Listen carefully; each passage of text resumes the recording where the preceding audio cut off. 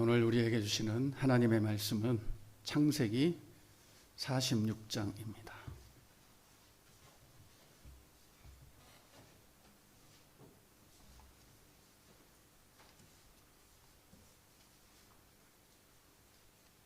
창세기 46장 1절부터 4절까지.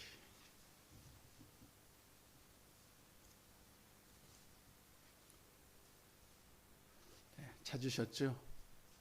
창세기 46장 1절부터 4절까지 말씀 우리 믿음으로 함께 선포합니다.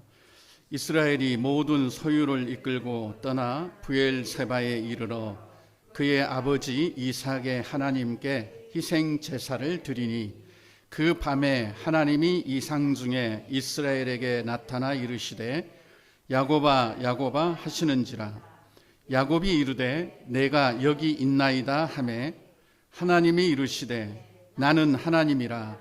내 아버지의 하나님이니 애굽으로 내려가기를 두려워하지 말라. 내가 거기서 너로 큰 민족을 이루게 하리라. 내가 너와 함께 애굽으로 내려가겠고 반드시 너를 인도하여 다시 올라올 것이며 요셉이 그의 손으로 내 눈을 감기리라 하셨더라. 아멘. 할렐루야.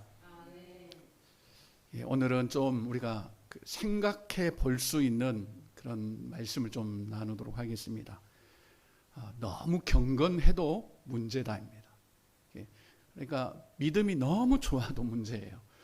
물론 이 안에는 경건이 무엇인지 또 믿음이 무엇인지 분명한 그런 개념이 잡혀 있어야 우리가 이해를 할 수 있을 것입니다.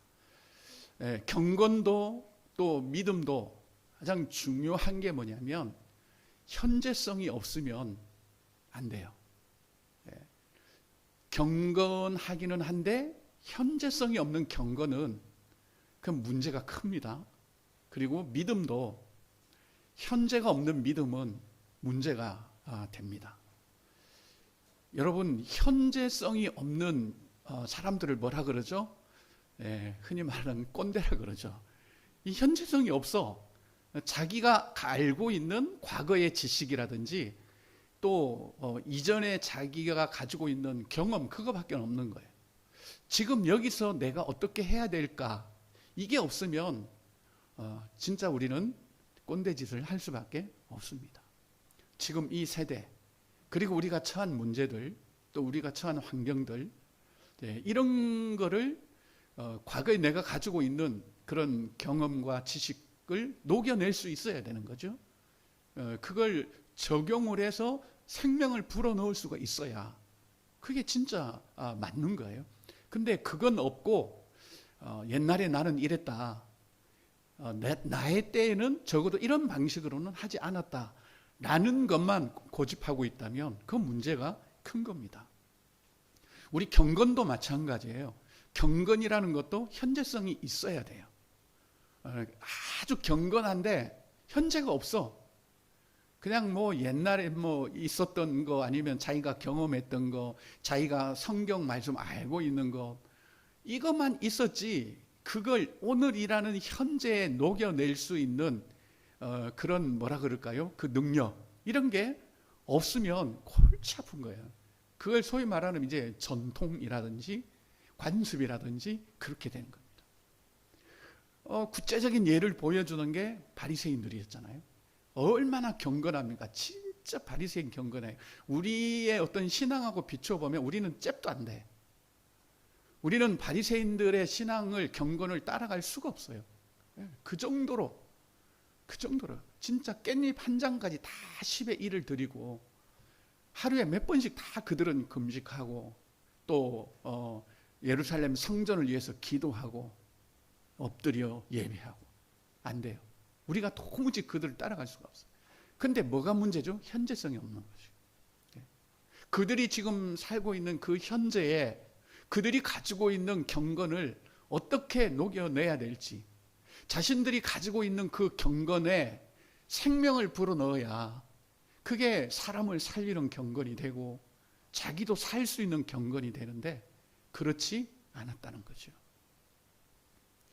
그래서 야고보 사도는 뭐라 그러죠? 경건이라는 것을, 진짜 경건은 옛날에 아니면 우리가 가지고 있는 교리 그런 거를 붙들고 사는 게 아니라 현재 눈앞에 있는 고아나 가부를 돌아보는 것이, 이 현재 속으로 들어가는 것이 참된 경건이다.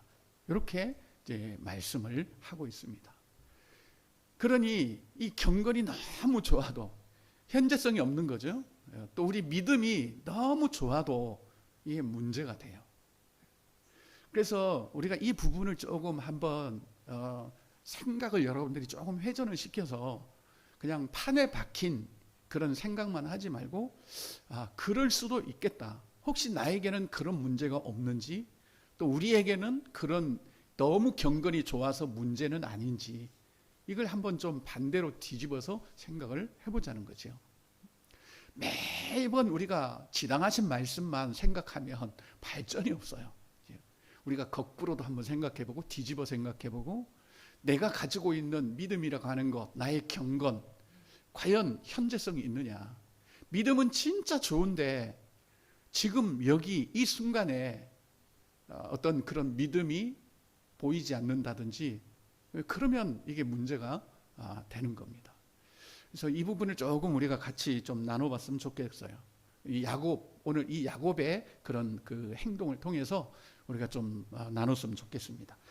이 야곱이 지금 애굽으로 가야 되잖아요. 왜 애굽으로 가야 됩니까? 죽은 줄 알았던 요셉이 애굽에 살아 있어요. 그리고 그 요셉이 야곱을 애굽으로 오라고 수레를 보내고 또 각종 징계한 것들을 다 보냈습니다. 그러니 야곱은 얼마나 마음이 기쁜지 몰라요. 정말 요셉을 사랑했잖아요. 형제들이 질투할 정도로 요셉을 사랑했어요, 야곱이. 그런데 어느 날 야곱이 행불된 겁니다. 그래서 이제는 죽었다라고 그냥 포기를 한 상태예요. 그런데 그 요셉이 애굽에 살아있다는 그런 형제들의 소식을 야곱이 접한 거죠. 처음에는 안 믿었습니다. 그런데 요셉이 보낸 증거물들을 보고 이제 요셉이 살아있다라는 것을 야곱도 인정을 합니다. 그리고 요셉의 초청대로 이제 이 가나안 땅을 떠나서 애굽으로 이제는 가리라 하고 모든 것을 챙겼어요. 그래서 1절에 보니까 1절 같이 읽겠습니다. 시작. 이스라엘이 모든 소유를 이끌고 떠나 브엘세바에 이르러 그의 아버지 이삭의 하나님께 희생 제사를 드리니. 아멘. 자, 우리가 성경을 읽을 때 그냥 이스라엘의 모든 소유를 이끌고 떠나 브엘세바에 이르러 그의 아버지 이삭의 하나님께 희생 제사를 드리니 이렇게 끝나지 마시고 그 스토리를 우리가 한번 쭉 생각을 해봐야 돼요. 그래서 성경은 이렇게 스토리로 읽는 것이 중요해요. 이스라엘이 모든 소유를 이끌고 떠났구나. 그 요셉을 보고자 하는 그 마음, 그렇죠? 죽은 줄 알았던 그 아들의 모습을 보기 위해서 떠났어요. 모든 소유를 이끌고. 이때는 정말 떠난다는 것이 쉽지 않습니다. 그런데 마치 동구 밖에 들어오는 그 탕자를 보고 죽은 줄 알았던 아들이 살아오니까 아버지가 그냥 무제한적 사랑으로 동네를 가로질러 뛰어가서 끌어안아줬잖아요. 그 마음 아닐까요? 그래서 이 야곱도 모든 소유를 이끌고 자신의 어떤 정착지, 안전지대, 그리고 삶의 그런 그 처소를 떠납니다. 그리고 브엘세바에 이르렀습니다. 이제 떠나서 브엘세바까지 왔어요. 여러분 브엘세바가 어딘 줄 아시죠? 블로그 다 보셨죠? 예, 주일 보기 하면 블로그를 통해서 제가 지도를 다 그려드렸습니다. 예, 제가 그런 거 아니고 이미지를 올려놨어요. 우리가 이스라엘의 국경하면 북쪽으로는 단이에요, 단. 그리고 남으로는 브엘세바입니다. 그래서 이스라엘의 영토를 이야기할 때는 주로 단에서 브엘세바까지 이렇게 표현하기도 합니다. 그러니까 이 브엘세바는 국경선이에요, 국경선. 이제 요 브엘세바를 넘어가면 이제 애굽 땅으로 진입을 하게 되는 겁니다. 그 정도로 이 브엘세바가 중요한 의미를 이제 가지고 있습니다. 뭐 우리나라로 치면 뭐 이렇게 판문점 뭐 이 정도. 이제 이걸 떠나면 북으로 이제 들어가는 뭐 그런 정도로 우리가 보면 되겠습니다. 그런데 지금까지는 잘 왔어요. 부엘세바까지 야곱의 처소를 떠나서 부엘세바까지는 잘 왔어요. 근데 이제 이 부엘세바에서 멈칫거리는 겁니다. 왜 그랬을까요? 이제 갈등인 거죠. 내가 이 부엘세바를 이제 여기만 떠나면 애굽으로 들어가는데 이게 맞을까? 난 하루빨리 가서 이 요셉을 내가 좀 보고 싶다. 그가 살아있는 모습을 보고 싶어서 힘든 줄도 모르고 막 짐 챙겨서 이래 먼 길을 부엘세바까지 지금 왔어요. 그런데 막상 이제 여기만 떠나면 애굽으로 진입을 하는데 갈등이 오는 거죠. 왜요? 우리가 야곱하면 알잖아요. 아브라함과 이삭과 야곱. 이 애굽으로 가는 문제가 계속 이들에게는 따라다니는 거죠. 아브라함도 애굽으로 가서 좀 위험을 그런 당하기도 했습니다. 그리고 이삭은 하나님이 가지 마라 그래서 그 자리에 머물러서 흉년 들은 그 땅 그 해 100배의 그런 결실을 추수를 거두었어요. 그래서 애굽과 관련된 여러 가지가 있습니다. 그러니까 야곱의 그 마음에도 애굽은 함부로 가는 것이 아니야. 할아버지와 아버지로부터 배운 그런 교훈이 있잖아요. 그래서 내가 지금 아들을 보기 위해서 지금 여기를 떠나서 애굽으로 가는 게 맞냐, 아니면 할아버지와 아버지의 그런 전례를 따라서 또 애굽으로 가지 않는 것이 맞느냐. 참 갈등인 거예요, 이게. 우리도 그런 갈등이 있잖아요. 현실은 나를 막 오라고 하는데 내가 가진 신앙으로는 왠지 가면 안 될 것 같은 거예요.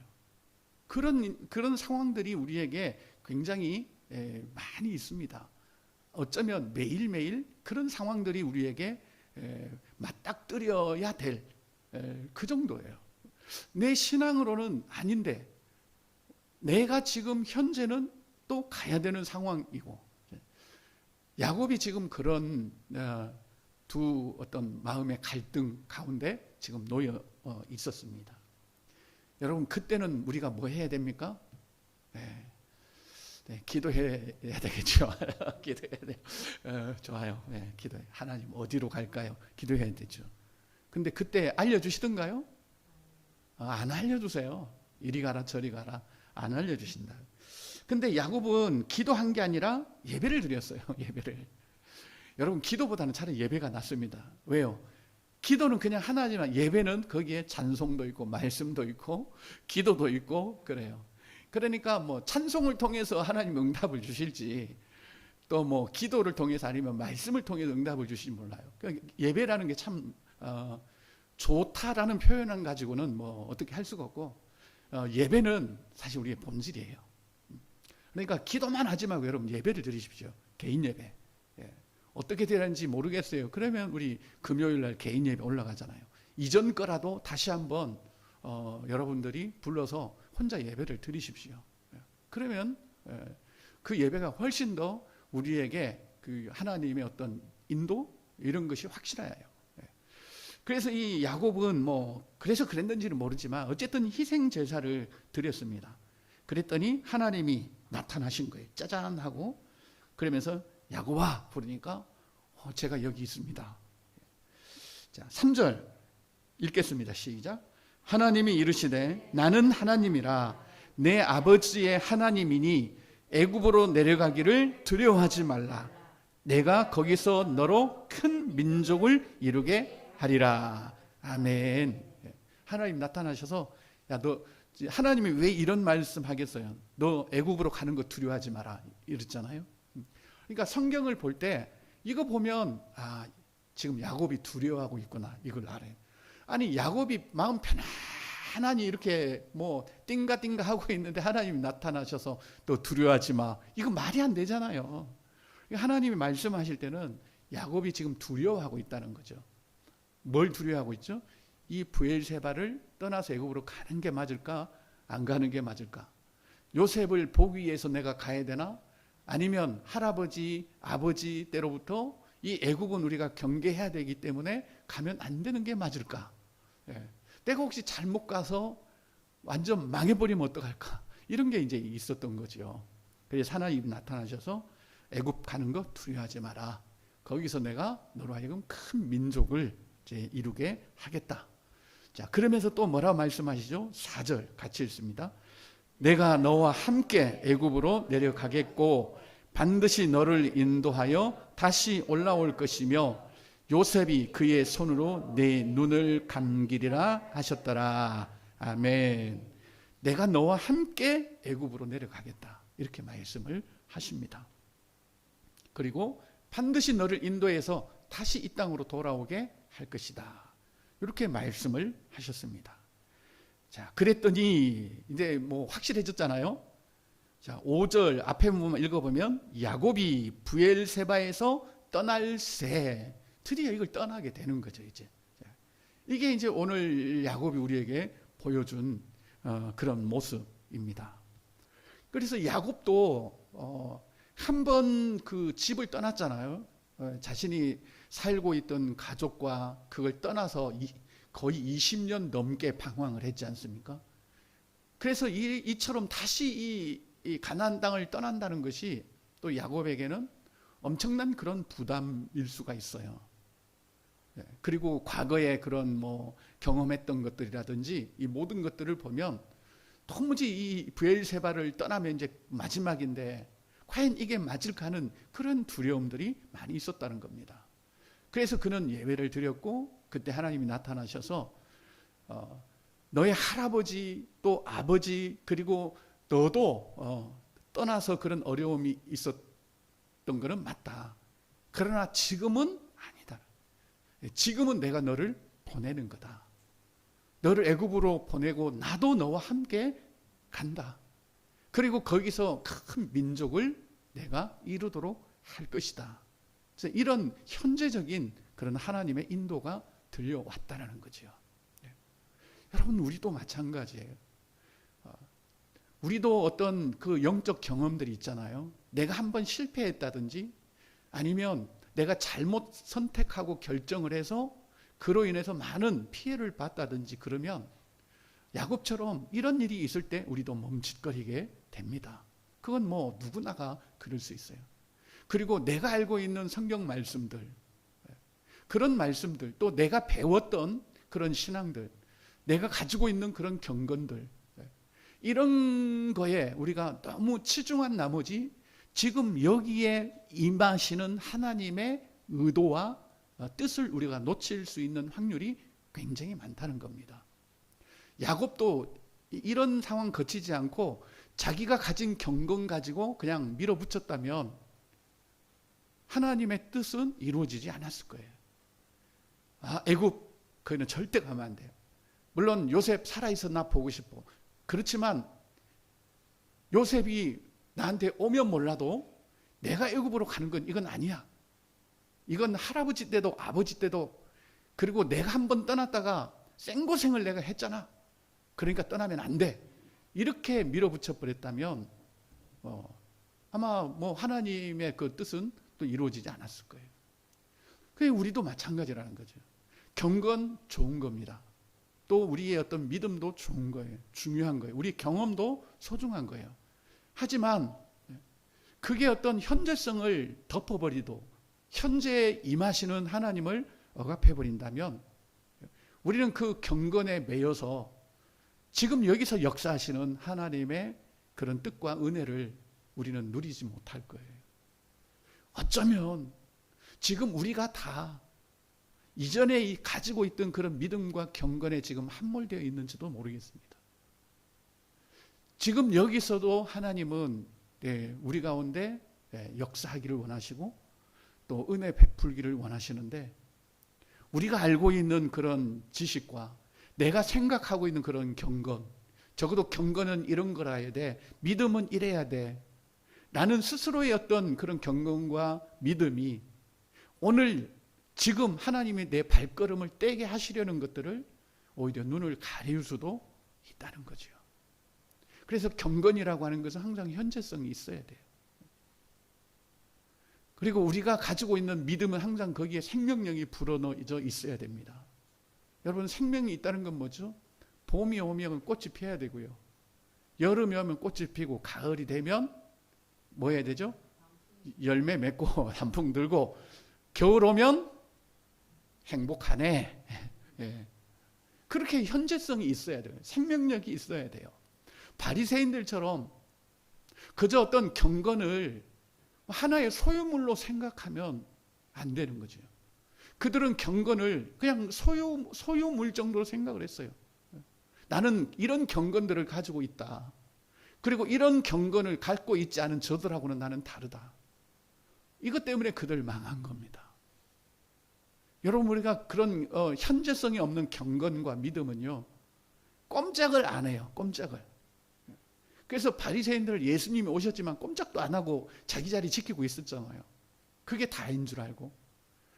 그런데 예수를 따르는 사람들은 막 광야에 나가서 말씀 듣다가 막 배가 고프기도 하고 막 기진할 정도 되고 바다를 건너가다 광풍에 죽을 뻔하기도 하고 막 그랬잖아요. 다. 이런 현재성이 있는 것이 참된 경건이고 믿음이라는 거죠. 우리도 이런 너무 굳어버린 경건, 또 지나치게 말씀에 입각한 그런 어떤 믿음, 그러면 현재가 없어요. 현재가 없어. 다이나믹한 그런 그 하나님이 우리와 함께 하시는 그런 현재가 없다는 거죠.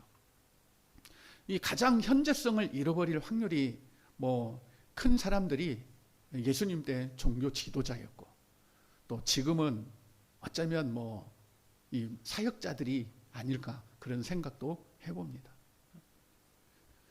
이전에 배웠던 것, 또 가지고 있던 것, 또 자기만이 가지고 있는 믿음이란 이런 거야, 또 경건은 이런 거야, 여기에 갇혀서 하나님은 늘 우리가 현재의 하나님이라고 말하면서도 그걸 담아낼 수 없는 그 경건과 믿음이라면 매우 문제가 큰 거죠.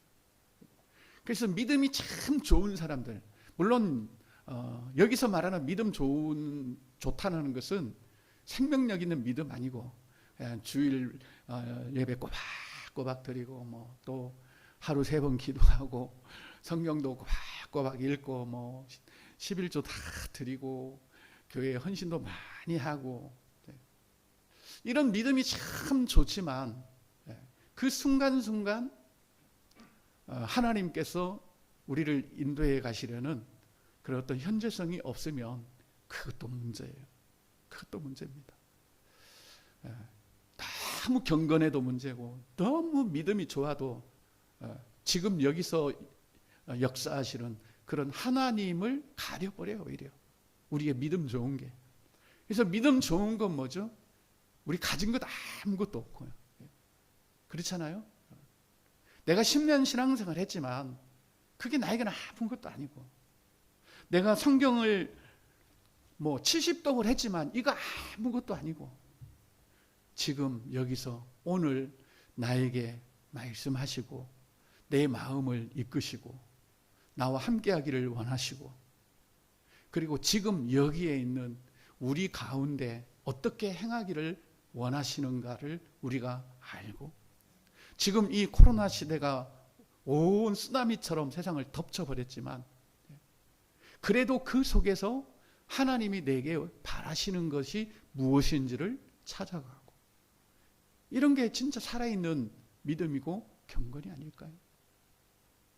바리새인들은 경건하다고 하면서도 그들은 구하나 가부를 돌아보지 않고, 그렇죠? 어려운 사람들을 돌아보지 않고, 그들에게는 현재가 없어요.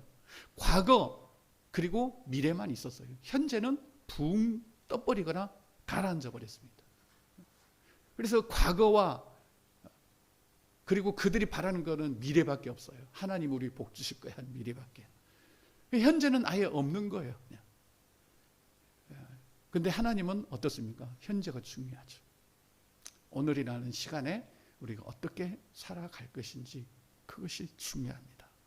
그래서 저와 여러분들은 항상 이전 것 가지고 그 죽은 경건 그거로 사는 게 아니라 살아있는 경건으로 우리가 좀 살아가기를 바라는 마음이에요. 바울이 디모데에게 그러죠.